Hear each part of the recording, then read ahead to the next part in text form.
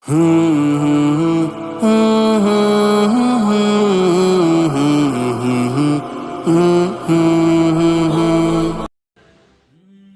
طرح میرے بھائی جب انسان پیدا ہوتا ہے اللہ کہتے ہیں میں نے دو حصوں میں بانٹ دیا، فجعل منہ الزوجین الذکر والانثى، کسی کو مرد بنایا کسی کو عورت.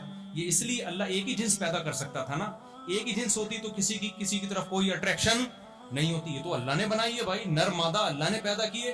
کیوں؟ تاکہ دونوں کی ایک دوسرے کی طرف اٹریکشن نہ ہو، اس لیے پیدا کی ہے اللہ نے. یا ہو بولو نا، اب اتنے گھننے کیوں بنے ہوئے ہو؟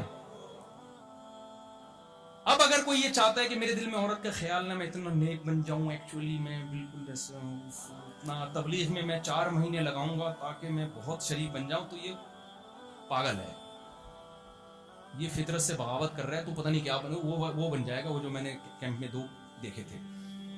تو نہ ادھر کا رہے گا نا. تو اللہ تو کہہ رہا ہے میں نے تجھے آدمی بنایا اس لیے کہ تیری عورت کی طرف طبیعت مائل ہو، تو اسے دیکھے تو تیرا دل چاہے اس کی طرف جانے کو. اور عورت کو عورت اس لیے بنایا کہ جب وہ مرد کو دیکھے تو اس کا دل چاہے اس کی طرف جانے کو. لیکن اللہ نے کہا کہ اس میں ایک بھنگیوں چماروں گدے گھوڑوں والا طریقہ ہے، ایک انسانوں والا طریقہ ہے. گدے گھوڑوں کا بھی دل چاہتا ہے، گدھا کا دل چاہتا ہے گدھی کو دیکھ کے، گھوڑے کا دل چاہتا ہے گھوڑی کو دیکھ کے. وہ بغیر کسی ایگریمنٹ کے، کوئی پیغام میں نکاح، کوئی گدھے کا باپ نہیں ہے کہ گدھے نے گدھی کے باپ سے بات کر کے رشتہ مانگنا ہے. ان کے ہاں یہ سیٹ اپ. گدھے کو کوئی گدھی پسند آئے تو یہ تھوڑی کہ وہ گدھی کے باپ کے پاس جائے گا اور پھر لڑکی والے آئیں گے تو لڑکے والے آئیں گے. گدھا اپنی خواہش پوری کر کے یہ جا اور وہ جا، ختم. تو ایک گدھے گھوڑوں والا طریقہ جو گرل فرینڈ بناتے ہیں، یہ گدھے گھوڑوں والا طریقہ ہے. ایک طریقہ انسانوں والا، پیغمبروں والا، آدم علیہ السلام والا، محمد صلی اللہ علیہ وسلم والا، موسیٰ کلیم اللہ والا، ابراہیم خلیل اللہ والا. وہ طریقہ کیا ہے بھائی؟ جو لڑکی پسند آ رہی ہے، نکاح کا بولو، پیغام بھیجو. شادی ہو جائے ٹھیک ہے، نہیں ہو جائے تو جہاں ہو جائے پھر وہاں ٹھیک ہے. کیونکہ ضروری تھوڑی کہ ہر جگہ آپ جہاں پسند آ رہے ہیں. لوگ مجھے آگے دماغ کھاتے ہیں جب ہم نے پیغام بھیجا مان نہیں رہے تو میں نے کہا تو ہم کئی دفعہ ٹرائی کر چکے ہیں، ہمارے نہیں مانے تو تمہارا کیا مانے گا. تو یہ ہے کہ جہاں کامیاب ہو جائے وہاں کر لیتے ہیں. آپ کیا سمجھ رہے ہو جس آدمی نے اتنی شادیاں کی ہیں تو کیا ہر جگہ کامیاب ہو گیا ہوگا؟ 20 جگہ ہم نے پیغام بھیجا، وہاں سے ہمیں ٹھینگا ملا تو ہم آ گئے آرام سے. ہم نے کہا چلو کہیں اور ٹرائی کر لیتے. لیکن برائی کی طرف آپ نے بولو، زنا کی طرف نہیں جانا، لڑکیوں سے دوستیوں کی طرف نہیں جانا. قرآن صاف کہہ رہا ہے وَلَا مُتَّخِذَاتِ أَخْدَانٍ، دوستیاں مت لگاؤ لڑکیوں سے. تو قرآن کے الفاظ ہیں. اسلام میں عورت کی طرف پہنچنے کا نکاح کے علاوہ کوئی آپشن نہیں ہے. اور اسلام نے اتنی آزادی دے دی کیونکہ اسلام مرد کی نیچر کو جانتا ہے.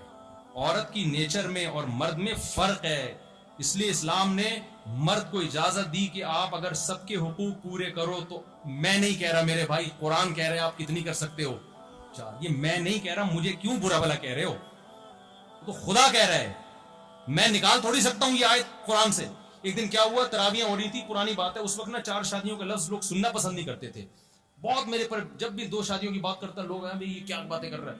میں اتفاق سے تراویح بھی میں خود پڑھاتا تھا. میں نے تراویح پڑھائی تو یہی والی آیت آئی، فَانكِحُوا مَا طَابَ لَكُم مِّنَ النِّسَاءِ مَثْنَىٰ وَثُلَاثَ وَرُبَاعَ، اگر تم عدل کر سکتے ہو تو 2 3 3 اور 4 4 سے شادی کرو. مجھے خیال ہے سلام پھیر کے بولوں کہ اب تو میں نہیں کہہ رہا، اب تو اللہ کہہ رہا ہے.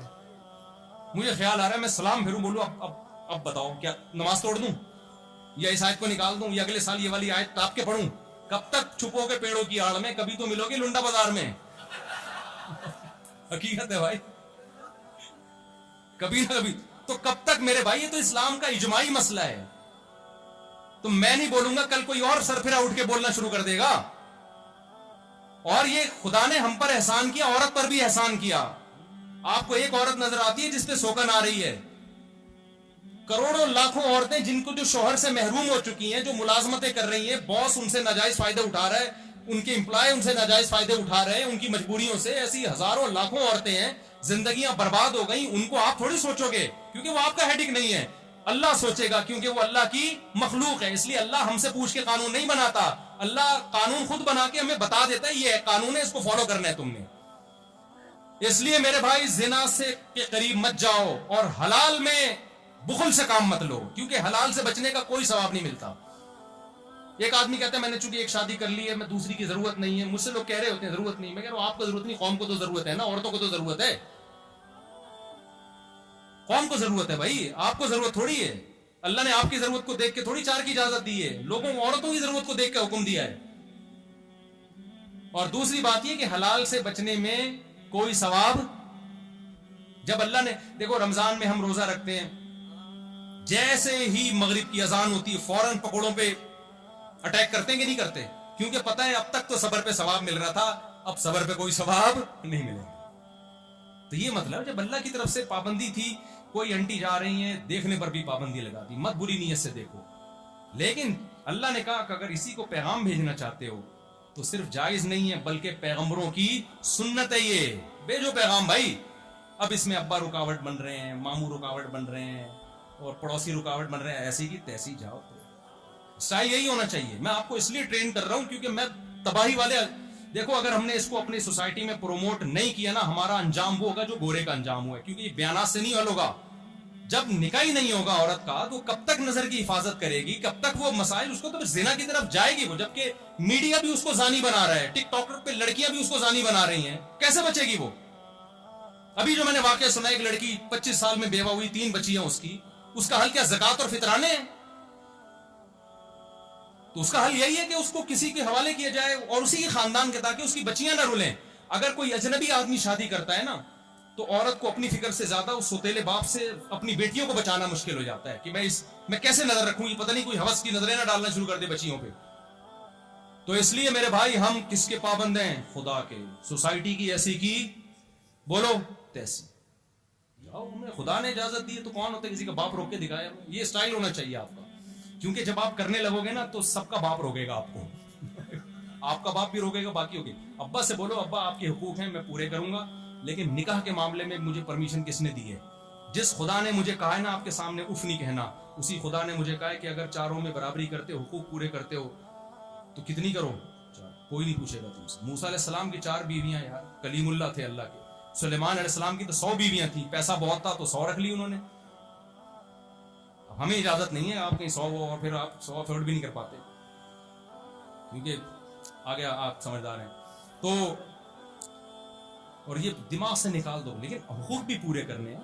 मैं नहीं कह रहा कि ऐसे लटका के छोड़ दो उनको। तो इसलिए मैं नौजवानों को कह रहा हूं कि मत सुनो, जिना से बचो मेरे भाई, बुराई नहीं करो। हलाल में अल्लाह ने आपके पास ऑप्शन रखा, गैर मुस्लिमों ने हलाल का ऑप्शन जब अपनी सोसाइटी से खत्म किया तो वलदुज़िना, बच्चों की भरमार हो गई।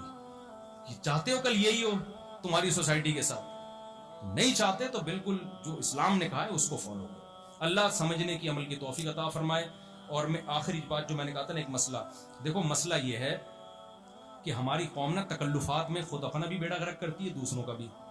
अब जैसे पानी यहाँ रखा हुआ है तो मेरा दिल चाहेगा मैं पी लूंगा ना, हाँ थोड़ी देर में आदमी मुझसे पानी पिलाऊं, मुझसे पानी पिलाऊं। ये तकल्लुफात छोड़ दो बिल्कुल, समझ रहे हो?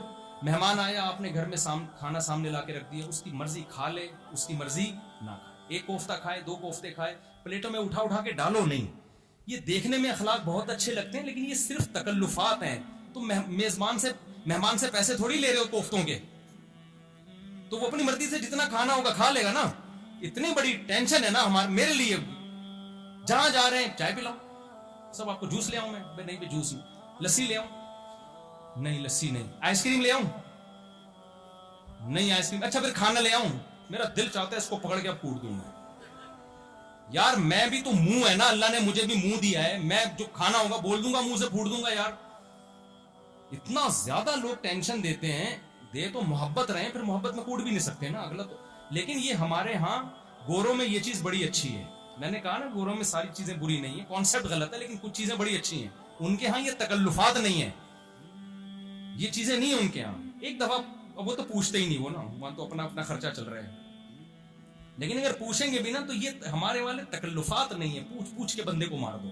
अंधी के बच्चा हुआ, चूम चूम के जान से ही मार दिया उसने, कि नजर तो आ नहीं रहा था उसको। तो ये तकल्लुफात से अपनी जिंदगी को क्या करो। मेहमान आ गया, खाने का पूछो, 2-3 दफा पूछ लो, ताकि ऐसा ना हो शर्म में और कह दिया नहीं तो फिर नहीं, समझ रहे? और लाके रख दिया तो जो खाना है खा ले। उसके बाद एक दफा तो मैं लड़ते लड़ते बचा हूं, मैंने कहा मैं नहीं खाऊंगा, लाया, फिर खाना भी खिलाया जबरदस्ती, फिर मीठा, मैंने कहा मैं नहीं खा सकता मीठा, मैं नहीं खाऊंगा, मैं मर जाऊंगा मेरे भाई, मैंने सोना भी है जाके।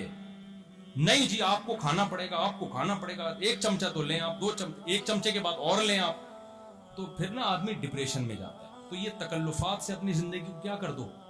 مولانا شاہ تھانوی رحمۃ اللہ علیہ بڑے بزرگ گزرے، انہوں نے کہا کہ ہمارے ہاں تکلفات زیادہ ہیں، خدمت کم ہے. خدمت کا مطلب ہوتا ہے سامنے والے کا خیال کرنا. اب مثال کے پانی ہی نہ ہونا پھر سامنے والا ٹینشن میں آ سکتا ہے کہ پانی رکھا ہوا ہی نہ ہو، پیاس لگ رہی ہے تو مانگنے میں شرم آ رہا ہوتا ہے کہ اب کون اٹھ کے جائے گا. لیکن جب ایک چیز رکھی ہوئی ہے تو اب آپ اگر پوچھ رہے ہیں نا کہ پانی ڈالوں، پانی پلاؤں، اس کا مطلب آپ غلط کر رہے ہو. بھائی مجھے بھی پتا ہے نا، میں خود ڈال لوں گا یا کسی کو بول دوں گا، ایک چیز رکھی ہوئی ہے. تو اس لیے خود بھی تکلفات سے بچیں، دوسروں کو بھی تکلفات سے بولو روکیں. اس کو زندگیاں، بچے پیدا ہوتے ہیں لفافے چل رہے ہوتے ہیں، بھائی موڈ ہے تو دے دو پیسے، نہیں ہے تو جاؤ نہیں دیں گے. کسی کے دباؤ میں آ کے نہ دولہے کو 5 روپے بھی دو. آپ دولہے کی جب شادی ہوتی ہے جاتے ہوئے لوگ ڈر رہے ہیں کہ یار لفافے میں کچھ لے کے جانا پڑے گا، نہیں تو دولہا ناراض نہ ہو جائے. بولو نہیں لے کے جاؤں گا، ناراض ہوتا ہے ہونے دو. ہدیہ وہ ہوتا ہے جو اپنی خوشی سے ہوتا ہے، جاؤ بھاڑ میں، ہماری ایسی کی تیسی. اب میں نے جب میرے گھر والے کہیں جاتے تھے نا، بچہ پیدا ہوا ہے، مجھے کہتے تھے ان کو 500 روپے یا 5000 دینے لفافے میں، کہتے نہیں دینے. گھر والے کہتے تھے وہ کیا سوچیں گے، میں نے کہا بھاڑ میں جائے سوچتے ہیں. ہم نے دوسری جب کی تھی تو اس وقت نہیں سوچ رہے تھے لوگ کتنا برا سوچ رہے تھے. بھائی ہماری مرضی یار، جب ہمارا موڈ ہوگا ہم دیں گے، کسی کے مشورے پہ یا کلچر کی وجہ سے تھوڑی ہم دیں گے. میرے بعض دوستوں کی شادی ہوئی، ان کو یقین تھا کہ مفتی صاحب کچھ نہیں دیں گے، ان کو میں نے لفافے میں رقم ڈال کے دے دی، وہ خوش ہوئے، وہ ہدیہ ہے. اور آج جن لوگوں کو ہم نے پیسے نہیں دیے نا، آج وہ خوش ہیں، کیونکہ ان کے 1-2 ہوئے، ہمارے ماشاءاللہ 17.5 یا 17، مجھے بھی صحیح 17.25 یا 17.5. خیر، تو وہ تو سارا دن ہمیں پیسے ہی دیتے رہتے ہیں نا بیٹھ کے، تو ہمیں تو کچھ ضرورت ہی نہیں تھی، پراپرٹی خرید لیتے. تو وہ آج خوش ہیں کہ نہ مفتی صاحب نے ہمارے بچوں پہ ہمیں کچھ دیا، نہ ان کے بچوں پہ ہمیں کچھ دینا ہے، ورنہ آج ان کا بیڑا غرق ہو جاتا، ہر تھوڑے دن بعد لفافہ آ رہا ہوتا. تو نہ جب میں پہلی شادی ہوئی تھی، میں جب دولہا بنا تھا، میں نے لوگوں کو دعوت نامے پہ لکھ دیا کہ مجھے کوئی گفٹ نہ دے، لفافے میں کوئی پیسے نہ لے کر آئے. تو صرف ایک بوڑھے بابا تھے، وہ زبردستی دیے تو ان کے اکرام میں لے لیے، ورنہ پابندی لگا دی. آج وہ خوش ہیں کہ اگر ہم دے دیتے نا تو پھر یہ تو بار بار دیتے ہی رہ رہے ہیں، ختم ہی نہیں ہو رہے مفتی صاحب تو، ٹھیک ہے نا. اب جب بھی وہ آتے ہیں تو ان کو پتا ہے فری میں جانا ہے، کھانا کھا کے واپس آنا ہے. تو بھائی زندگی سکون کی گزارو، خود بھی ٹینشن میں نہیں رہو، دوسروں کو بھی ٹینشن مت دو. یہ لفافے بازیاں ولیموں میں، شادیوں میں پابندیاں لگاؤ ان کے اوپر، ایسی کی تیسی ہے، پھر بچے اسپیڈ سے پیدا ہوتے تو آپ کا سارا خرچہ اسی پہ ہوگا، ادھر ادھر دینا نہیں پڑے. سبحانك اللهم وبحمدك اشهد ان لا اله الا انت نستغفرك ونتوب اليك. الحمد لله رب العالمين والعاقبة للمتقين والصلاة والسلام على رسوله الكريم وعلى اله وصحبه اجمعين. ربنا آتنا في الدنيا حسنة وفي الآخرة حسنة وقنا عذاب النار. صلى الله تعالى على خير خلقه محمد وعلى اله وصحبه اجمعين برحمتك.